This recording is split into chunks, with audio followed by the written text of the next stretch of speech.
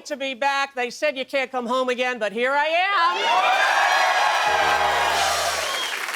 And if you thought the president hated Jimmy Kimmel Live when it was hosted by Jimmy Kimmel, buckle up, people, buckle up. Welcome to the show. I am your guest host, Rosie O'Donnell, and if you're wondering why I'm here, it all started like a heist movie. I was out of this talk show game, living abroad. Then I got a secret message from Jimmy asking if I was interested in one last score. So I dusted off my cooch balls, and here I am.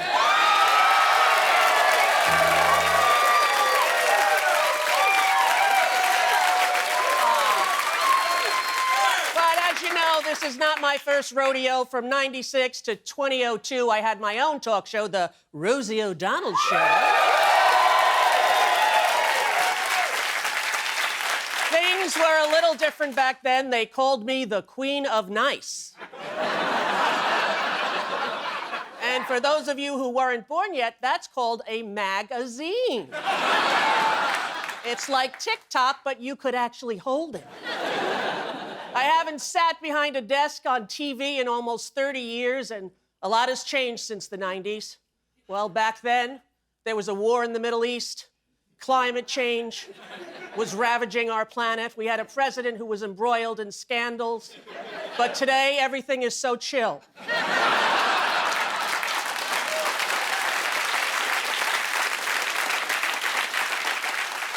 How you doing, Guillermo? I'm doing great. Can I just tell you something? Yes. You are a cutie patootie. Oh, thank you. Thank you so much. And you look fantastic. Thank you. You look great. Thank you. You know, I've been living in Ireland for the past 2 years because of Mango Mussolini. I read that Project 2025 and said, gotta get myself out of here, you know? And I decided to go to Ireland, a place where people are driven to drink regardless of who's running their country. I decided to move, and I took my little then 11-year-old kid with me, and I just said, whatever you do, don't tell anyone, because we don't want a lot of press and a lot of paparazzi, so please don't tell anyone. And they're a pretty smart kid, you know, they got it. They said, don't worry, I won't, and then went to school and proceeded to tell their entire class. I'm very sorry, I won't be able to graduate 6th grade with you. I'm being forced to move to another country because the President of the United States hates my mother. But in all fairness, I believe my mother hates him more.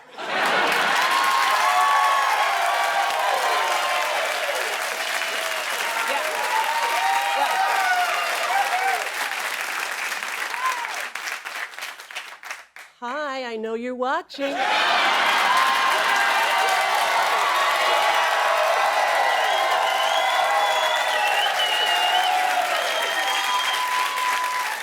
So we decided to fly over to Ireland before the inauguration. We went out on Aer Lingus, the Irish airline, and those Irish flight attendants loved me something big. They were coming, the gay ones were like coming over, Rosie, darling, what can I get you, love? What do you need? You want anything at all? I'm like what? They said, nuts. I said, not on your life.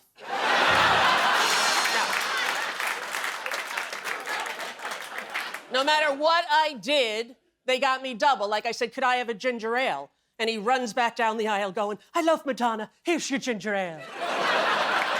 And I said, you really don't have to do this. It's all right, you don't have to treat me like this. He said, come on, Rosie, haven't you suffered enough? I thought, I'm gonna like it in this country, I'm gonna like it. When we got to Ireland, there was a guy there with a car service and our name on it, and he had a galoshes on and a rain hat and a raincoat and an umbrella and a smile that said, don't worry, you'll get used to it. And everyone thought that the weather was gonna be really overwhelming for me, but it really wasn't, because the people in Ireland are the kindest people I've ever met. They would stop me in the street. They would say to me, welcome, Rosie, you're home. We love having you here. I was like, it's been my refuge and my salvation, and to the people of Ireland, I send my love. I'll be home soon. Okay.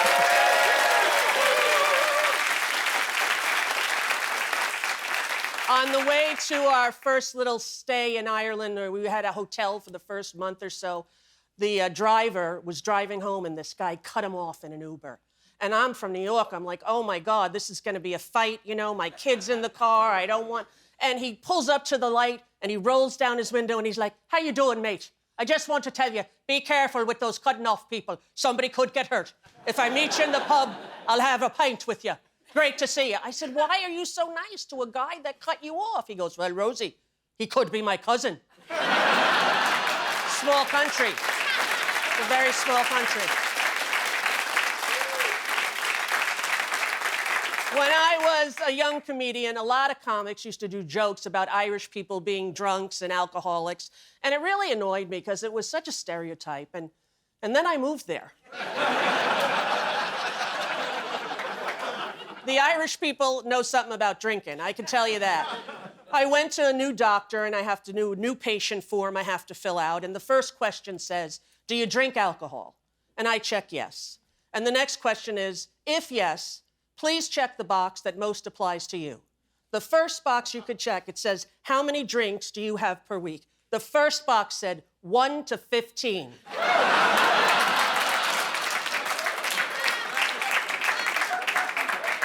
I said to the doctor, are you telling me, what would you say to me if I told you that I drink 15 drinks a week?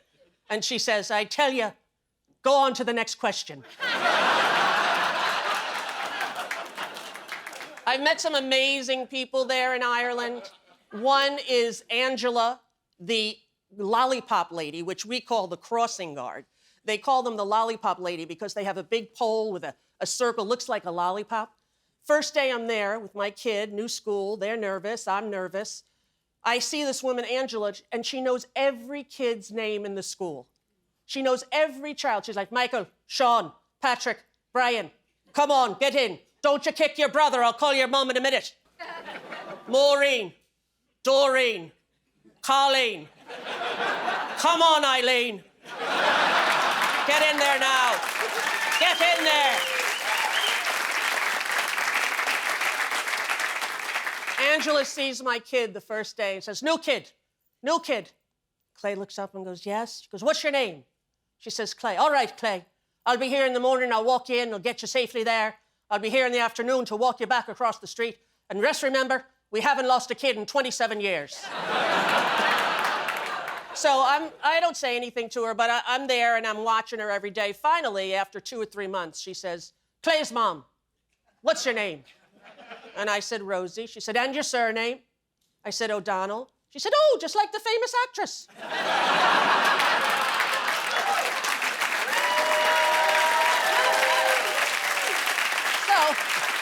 I said, well, actually, I am that famous actor. No, you're not. I would know Rosie O'Donnell anywhere with her raven black long hair. You're not Rosie O'Donnell. Don't you be thinking you could pull one over on us because we're Irish.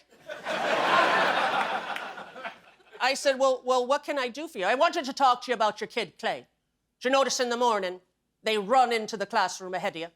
And in the afternoon, when you're here waiting to pick them up again, they run ahead of you on the way home.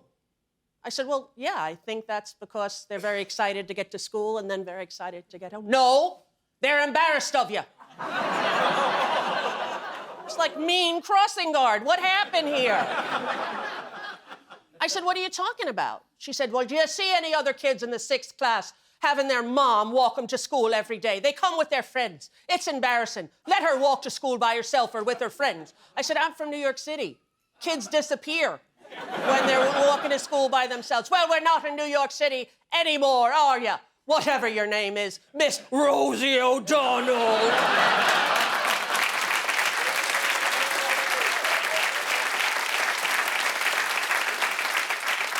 A month later, I did the Late Late Show over in Ireland. It's the longest-running late-night talk show in the world. It's been on for 60 years.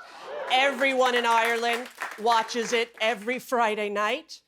And after I went on, the next day I got there, and Angela comes over to me, and she goes, Rosie O'Donnell. I said, yes. She said, I feel like a real arsehole.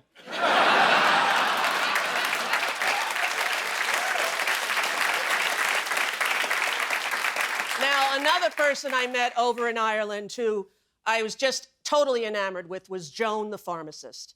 And she looked a lot like Joan London. She really did, like short blonde hair, very pretty, you know, and she was about my age, I thought, and I came in and I said, Joan, I didn't know her name, why would I say that? I said, hello, my name is Rosie, and I've just moved into this town, and I have a child who gets very bad cramps, but she is autistic and cannot take a pill. Do you have a recommendation? She goes, well, first of all, Rosie, welcome. Welcome to Ireland, and I hope you and your child have a wonderful time here. Now, as for the cramps, I would recommend Imodium AD. It works on the same muscle group. She'll get tremendous relief. It's in a liquid, so I think she'll be able to take it. However, if you come in next week, I'll have it all sorted with different options for you. It's like, is this candid camera? I was like, what the hell? What is going on here? You know, I had never spoken to a pharmacist in my life. If you grew up in New York City, you see them behind the bulletproof glass at CVS, counting out Xanax tablets, hating their life, right? So I say thank you to Joan, I go home. I come back the next day, or the next week, and she says, Rosie, how did it go with Clay and their Imodium AD? And I'm thinking, God, she remembered this. And I said, thank you so much. It was very good. She was able to take it, and she got, well, I've got something better for you now, Rosie. It's called paracetamol melts. The child puts them on their tongue. They melt in about 2 seconds. Take a swig of water, goes right down easy. All they need is a little water and a little bit of faith, and I think they'll be doing all right. I left that place. I went home. I called all my friends in LA. I'm like, I think I'm dating a pharmacist.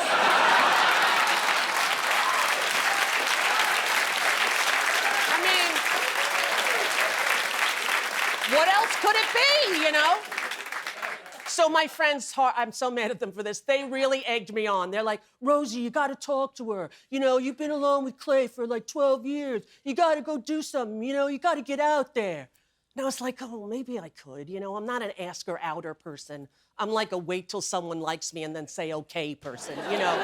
So I go in and Joan's alone. So I get up my guts and I say, Joan, she said, hello, Rosie, how are you, love? I said, I'm good. You know, I was recently talking to some of my friends back home, and I told them about our connection. And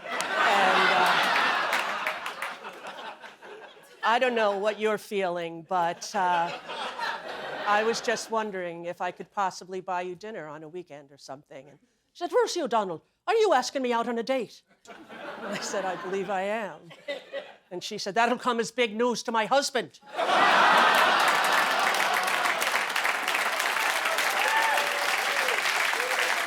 I ran out of that pharmacy so fast. I didn't go back for like a month because I was so ashamed. Then I'm in a pub with some friends, and the bartender comes over and he goes, here's a pint for you for the woman in the snug. Like a little tiny, you know, little area to sit. And all I see is the top of her Joan London hair. And I'm like, I can't be a rude American. I have to go over and thank her. So I go over, I say, hi, Joan. She's like, hello, Rosie. How are you, darling? I said, I'm well. How are you? She said, I'm nice. They're doing very good. Just like to introduce you to my husband, Kevin. And Kevin goes, hello, Rosie O'Donnell. Wanted to die. I wanted to die. And then he goes, by the way, Rosie, she's just got short hair. She's not a lesbian. Okay.